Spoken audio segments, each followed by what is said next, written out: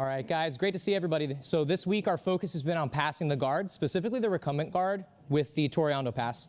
So last class we were working on just your standard bread and butter variation of the Toreando, where we're getting the inside position on the pant grips. We can use our forearms to start to fence on the legs, and then we initiate with a push, which creates the reaction of them pushing back. And that reaction is something we can use to pull the knees away from the chest. Because our main concept for guard passes is that we're going to look to turn our opponent's legs into levers to allow us to rotate their guard away, and then in turn we can get in between their knees and elbows and start to box their hips in. Right? That's always what our focus is. We're trying to always get in between the knees and elbows and create a box around their hips. So last class we were looking at just your standard Toreando. Okay, so Logan, I'll borrow you real quick here, sir. All right, so again, my partner was on their back. We talked a little bit about our engagement phase as well, right? If my opponent's in a seated guard here, I can get into a dominant passing position by winning the engagement phase, maybe with an ankle lever. And this allows me to control the legs so that he's not able to set up as much of an attack on me. He can't start to look for his own inside position here with his hooks. Because remember the importance of inside position in jiu-jitsu. An inside position allows us to control limbs a lot more efficiently. So again, we were here, I create my inside pant grips, and I'm using my forearms to fence a little bit. I'm trying to avoid him stepping on my biceps, right? Because when he gets to spider, with those spider hooks, the feet on the arms, it just makes my life a lot more difficult because now again, he is controlling levers, and those levers allow him to control my body's rotation. So again, from here, we created the push, I get out of the headlights. Now that I'm out of the headlights, a lot of his weapons and attacks are nullified. So we pulled his knees away as I dropped that shoulder straight down to his stomach. Once we were here, we started to box in the hip and finish with a good cross face. Now, we're going to continue working the Toreando this week because the Toreando has a lot of variety that we can look at and a lot of different techniques and variations. So I want to take a look at some other variations of the Toreando tonight. Namely, we're going to be looking at a knee pin variation. Okay, this is one of the favorite variations of Coach Gene. All right, he's our competition team leader. So this is a really, really fun variation because you can combine it with other passes, and it also puts us into a very strong leg drag position. Now, I'd like to demonstrate this first, and then we're going to talk about a little bit about how it works. So again, let's imagine I already put my partner on their back, perhaps, right? We're already here, and we're going to get right into the guard pass, okay, guys? So it looks like this.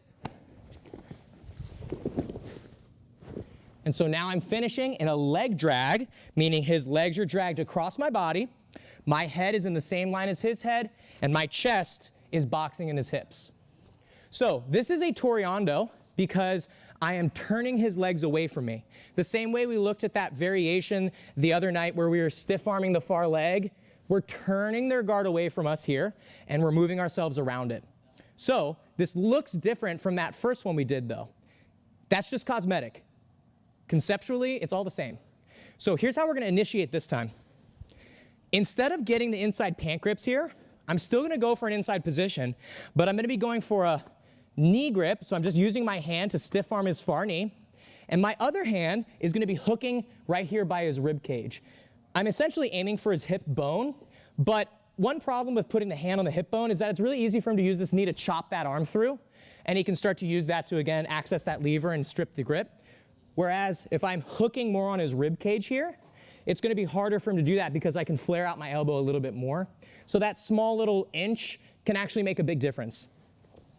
Again, I'm in this low grappling stance. I'm going to get my hands into that position nice and quickly. So I'm framing this knee, and my forearm is framing his other knee. Just like we did last class with getting out of the headlights, I'm going to start to shift to my left. Whatever side of the hand is on the knee, I'm going to shift to that side. So I'm going to shift to my left. As I'm moving, my weight is going to push this knee down on the mat. So I'm not trying to rely on muscular stature to push this knee down. I'm going to use my body's weight to do that. So I'm going to be here. My feet are far away, remember. I'm not close so he can hook. And I'm just going to start to walk towards that knee. My weight is leaning on him.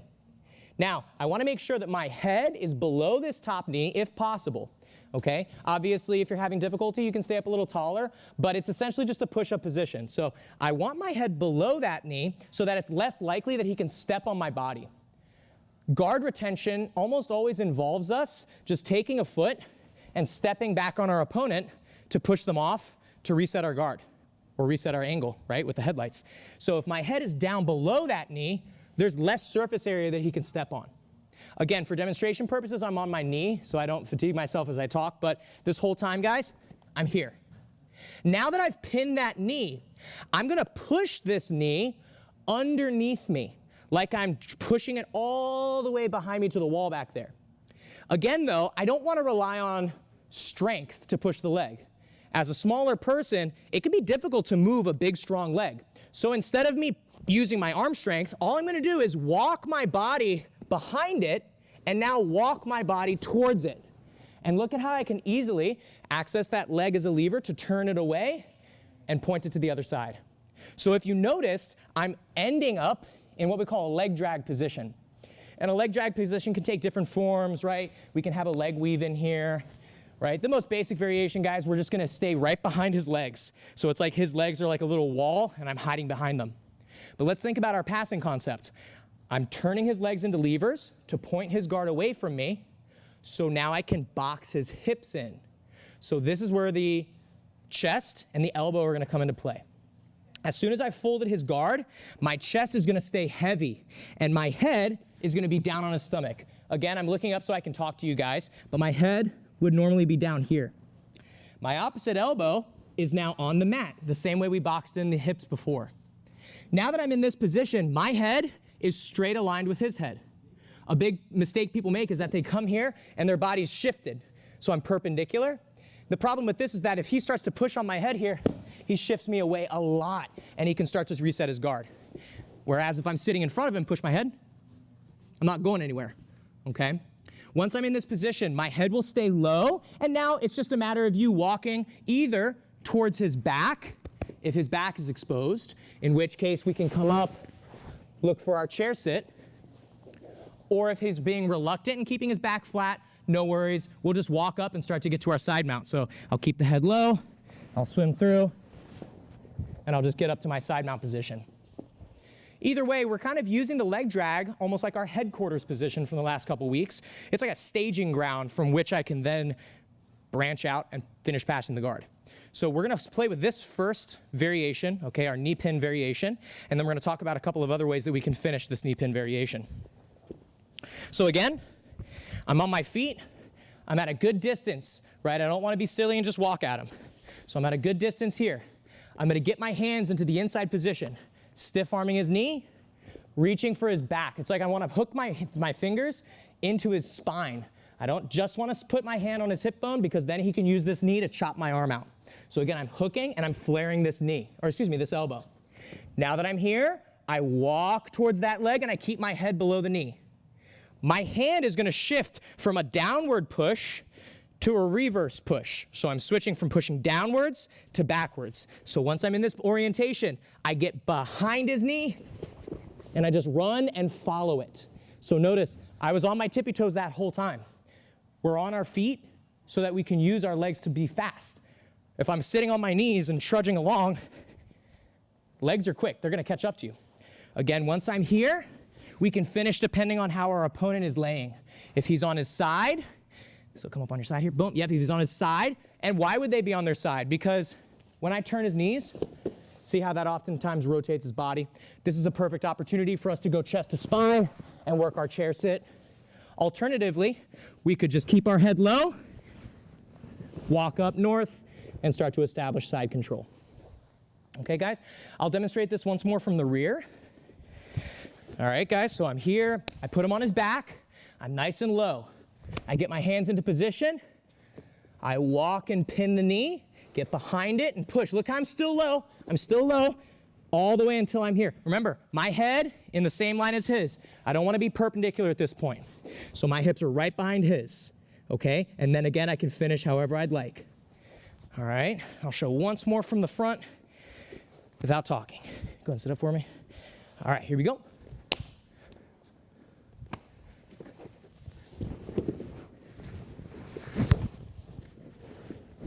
Okay, so again, you can finish in one of two ways. If you're familiar with the chair sit, of course, feel free. If you're not, just finish in the side mount like we've been doing. Any questions? Let me show one more time. I'll finish with the chair sit this time.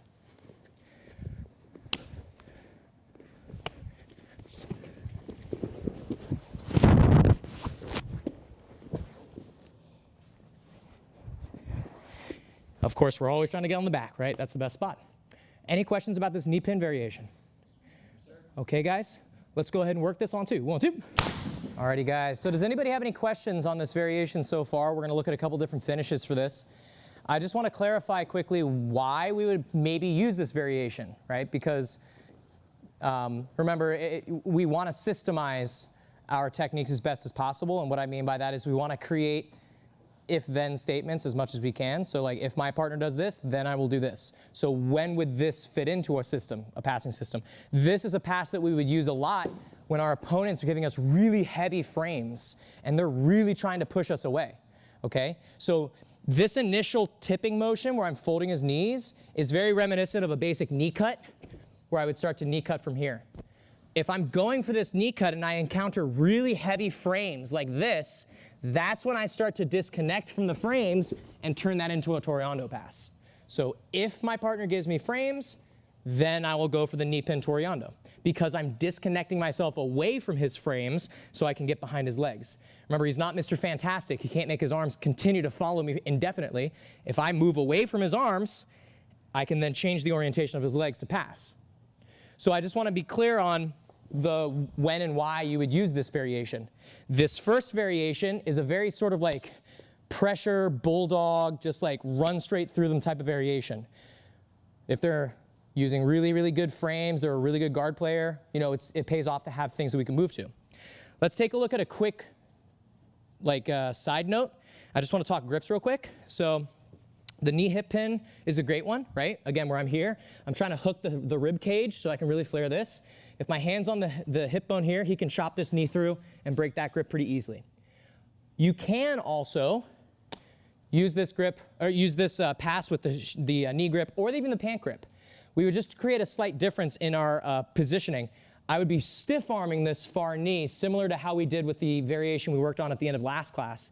So I would still work here, and I would be stiff arming that far knee in the same way, right? So I just want to be clear that there are more grips that you could utilize, all right? Again, I can be here for a shin grip.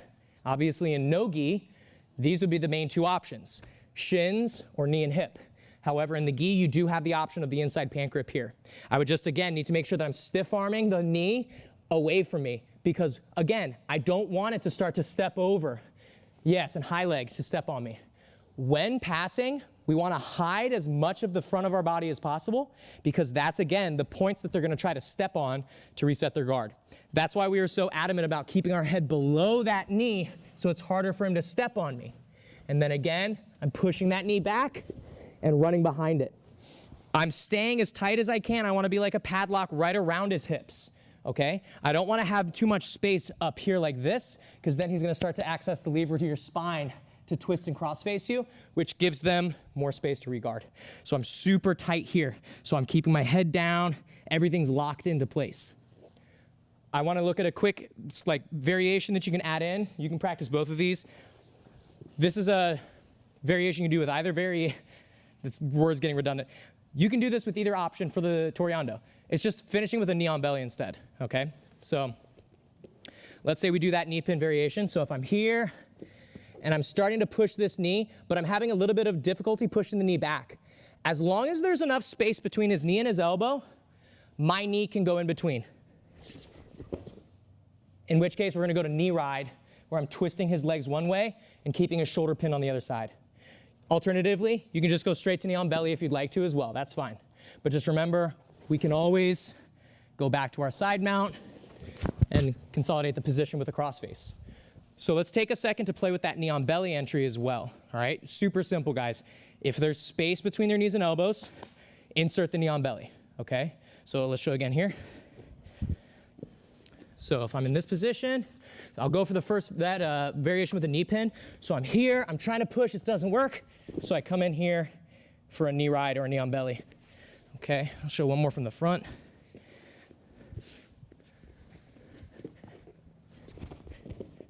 Again, I like to hook on the leg. This is what we call a knee ride. I like to hook on the leg here to turn and break his posture. However, you can also just come for a straight knee on belly. This is fine too. All right, and then again, if you're not comfortable up there, don't stay up there. Just come back to a side mount, because now look, I've passed his guard all the same. So let's play around with these two, add in those little details like we were talking about for the last one, some grip variants, and then you can practice the knee on belly. We're going to look at one more variation which will divert a lot and change a lot the way that we're finishing the pass, but we'll do that one last. Alrighty, guys. Any questions? Let's go 1, 2. So we'll do one more quick variation. This will kind of be like that variation we looked at briefly at the end of last class, where we stiff arm the far knee and walk around the legs. This one's going to be kind of dynamic, kind of fun. So again, if you're like a higher level, definitely try this. But you know, if you want to stick with the first two, with just the basic knee pin and then the knee on belly variation too, you can stay there as well. What we're going to do is essentially we're going to go from the Toreando straight to north-south. Okay, so again, from this position, we're gonna start this with the shin grips, okay? So I'm gonna be here, and I'm gonna keep my hands on his shins. So with this is gonna be another one of those like sort of blitz, rapid fire, immediate pressure type of passes, because what I'm gonna do is I'm gonna initiate with a big cross step, and I'm gonna slingshot this other leg right behind his head. So now I'm in this position, if we rotate here, now I'm in this position where I'm standing up above his head like this. Again, a good guard player will almost always set up frames to block the leading edge of your body. The leading edge of your body is the part of your body that's going to get in between their knees and elbows to pin them down, okay? So oftentimes though, if I'm here, they'll reach up, they might block the shoulders. We just have to make sure that we keep their arms perpendicular with the floor, okay? If their arms are here, now they can really push us off of them easily and reset their guard with a Granby roll. So what we want to do, Scott forward a little bit. So what we want to do is as soon as we land after that spin, I want to be right above his arms. So his arms are perpendicular. This means he is holding almost all my weight. So now all I'm going to do is just start pushing on his knees. I'm just going to fall basically right on top of his hips. And this is just going to collapse his frames very, very easily. Additionally, my hands are pushing on his knees. This is actually way more effective than it looks. It looks really silly, right? But I can't tell you how effective this is. If you just keep constant pressure on someone's knees, it's an abdominal workout, right? If you like stay in a crunch position and have someone try to pull your legs and body apart, it's really, really hard. And eventually, you're going to push their legs down, all right? And you'll pass very, very easily. We're finishing in what we call a north-south position. And a north-south position is just anytime your bodies are like this, okay? Again, with this particular variation, go slow with it first. I don't want you to like just start dive bombing on top of people, all right? But I'll show it again from here. So we'll start here actually. So again, start with the shin grips because if I have pant grips, that actually anchors me too much to them because I need to switch my hands a little bit. So I'm here. I'm gonna take a big cross step. So I'm taking one foot, stepping it across. My other foot now steps over, and I immediately go here. If his frames were not there, I would just drop down on top of him. So bottom person, be ready to not let them drop down. So be ready to frame. Boom. Make sure that your body is perpendicular with theirs, their frames I should say, and then just start to push and just start to shift and sort of shimmy your shoulders. And you will very easily break in between their knees and elbows and finish your pass. Okay, so I'll show that one more time without talking. Here we go.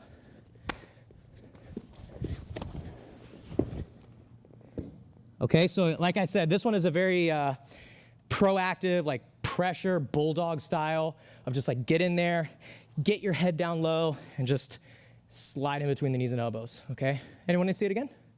Yeah, no worries. So we'll do it from this angle. So I'm here. So I take a big cross step, okay? That's a cross step, crossing your legs. Take a big cross step, take your other leg around, and look how I'm switching my hands. You can push one or both knees. It really doesn't matter, guys. All right, but then just kind of start shimmying your body and get in between. Any questions? Yeah.